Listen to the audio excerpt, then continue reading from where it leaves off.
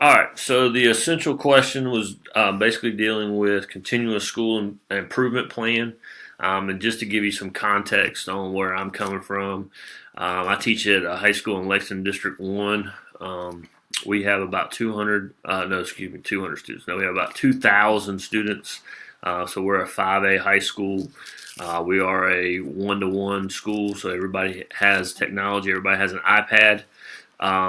And one of the things that they're changing in my department, which I teach world history, so I'm in the social studies department, is we are moving to where we are adding 4-year requirement on social studies. It used to be there was a gap year, so we had world history was basically a requirement, and then U.S. history, which is our EOC. There's a state test for that, and then obviously seniors have to take government econ.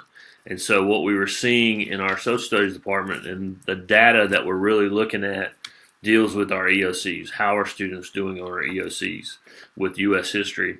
And that gap year where students could either elect to take it world history their 9th grade year and then nothing their 10th grade year, and then U.S. history their 11th grade year, we were seeing some fluctuations in results.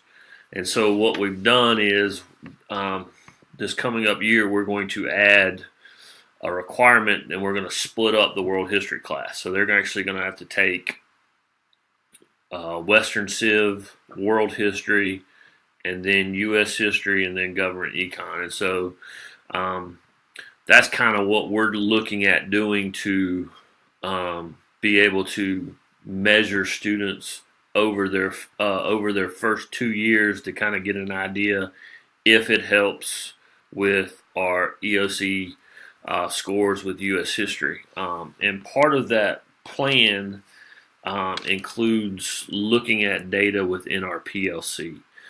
We meet all of the world history teachers. We meet once a week. We have like assessments. We don't do the exact same thing, but our assessments are very similar. And then we go over the data based on how students are doing on the test, what instructional strategies we're using, and trying to kind of match that up with the skills that they're going to need throughout, obviously throughout their high school career, but also through, doing well on the EOC and U.S. history. And so, kind of where we're at is we've reassessed where we were with our test scores. They like to have a 90 to 95% pass rate. Right now, I think we're at 83, 84%. And so we just kind of reassess that. And by doing this, basically we can see how students are building, up 3 years before they get there instead of having that gap year. And so that's kind of where we are so far. And so hopefully, the desired outcome of all of this will be the moving that needle from 83 to 84 to more of the 90 to 95%. So that's kind of where we're at and what we're working on within our school. Okay, so it sounds to me like you guys have put into place a plan that help perhaps streamline their taking of these social studies courses so that they can maybe you're not seeing a sophomore year slide versus like a summer slide with your kids, and then raise the EOC proficiency. Was this the first year that you're doing that? Yeah, this we put the plan in place for next year to do it, and so it'll be interesting to see how it works out because now as 9th graders, you're going to be required to take a history every year. Yeah. So it sounds like this year you've made the decision, but then you've also you have started looking at the baseline data, that 83 to 84%. So you've got the baseline data, and it sounds like you have a schedule put into place for what teachers will teach those courses. And then one question about that I have maybe about just in looking at, since you're just putting the plan into place, is will those teachers stay the same? Will those teachers teach the same subjects the entire 4 years with these incoming freshmen, so that then you can see the data year to year, or do your teachers change dependent on the student load and class load? So for the most part, luckily in our school, in our district, a lot of teachers teach multiple things. But luckily in our school, like I've been there 4 years and I've taught the same thing every year. And so hopefully you'll kind of stay within your subject area. So the world history teachers, they might split up and do the Western Civ and the world history, but they probably won't ever teach world history and U.S. history. So we'll never really follow the kids, but we should stay in our subject area, which to me kind of helps us get a feel for what works, what doesn't, and allows us to kind of tweak things a little bit more than if we had to judge multiple subjects. Right, I agree with that too. I was just curious about sometimes in measuring or looking at the data, like you said, is that you want to make sure you keep as many variables the same as possible. So that's actually, I think, a benefit for your school, being able to have the whatever subject it is that you're teaching, that you are teaching that to the freshmen every year or to the sophomores every year, so that data, the more variables you can keep constant, I think, is important. In that way, you can really be comparing those numbers, and hopefully you do see that overall increase that you're looking for. Yeah. I guess the one question I had for our department chair, and I guess one question I'll ask you is, basically these students will be building their resume. We can look up and see, how they did in Western Civ, world history, and kind of ask that teacher. It's like, I guess my question is, how do we keep that U.S. history teacher from like prejudging what students struggle, different things, and so that they're not just, because some teachers will be like, oh, well, this kid doesn't have a chance, and how do we stop from prejudging based on previous results? Because it could be a subject matter thing. Some people don't tie into world history very well because how does that relate to me, versus a U.S. history class? And so I guess my question is, how do you stop from prejudging students? Right. And what year do they take that class that you're worried about? That teacher, they're the one that is making the class placement. Is that correct? Right. So they'll take World Civ in 9th grade. 10th grade, They'll take World History, and 11th grade is U.S. History, and that is the class that's tied to the state end of course exam. Okay. And the concern that I'm hearing is that instructor could prejudge them based on their course scores or grades from the 2 previous years. Right.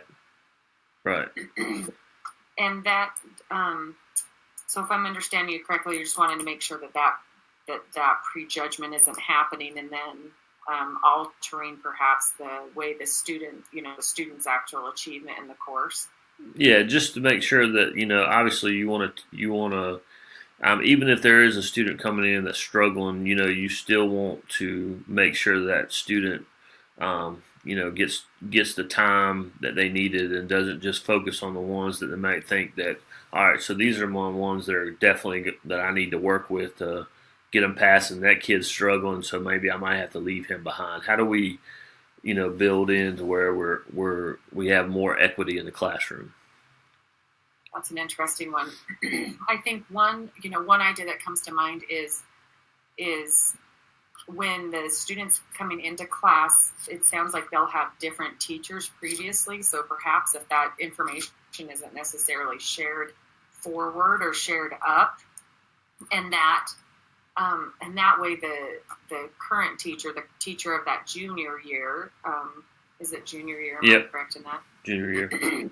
They can make their own assessment from what they see the student, how they see the student performing currently in their class, because there are a lot of factors there, like you said, perhaps that they feel it doesn't apply to them, and I think too the maturity factor from a freshman to a junior is giant, And so you don't want someone to be judged how they were as a freshman, when they're a junior.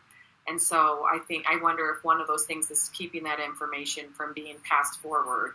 I know that all of us have access. You can see their grades, like they could look probably previous and see what kind of, on their records, whether it's digital or they go to the office and look at their CUNE folders to see where they were.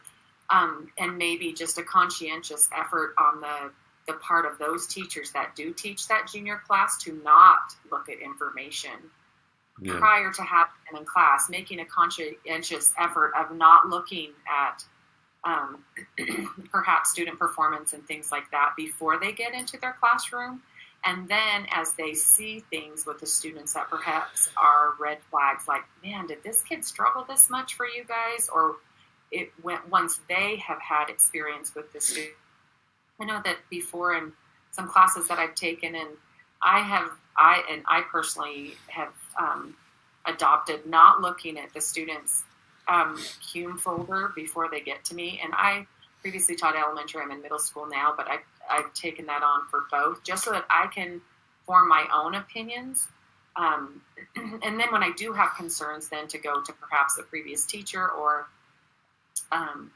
any other teachers maybe that they've had in the past, and then relying on people like the special education teachers or any ELL personnel to then make sure to keep us in the loop, because I certainly don't want someone in my class for a month that I haven't been making accommodations for either. I don't want that to be the case. But then not having those preconceived notions beforehand, and then after having some experience with the student in the class, then having that teacher of the junior year come and speak to the teachers who have taught those students previously and talk to them about perhaps, did they struggle this much with you? Did you find anything that helps with them? How can I help, or just how to support those students specifically better in the classroom? I think that those are a couple ideas I have, just so that preconceived notion isn't there. And then the other thing I think that you mentioned was to assure that perhaps those teachers don't just write someone off because, they're a lost cause.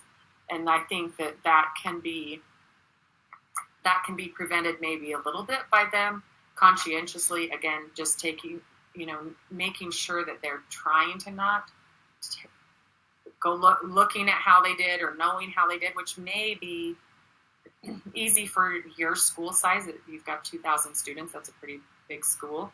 That might be something realistic that realistically they could just not ever hear about how they do.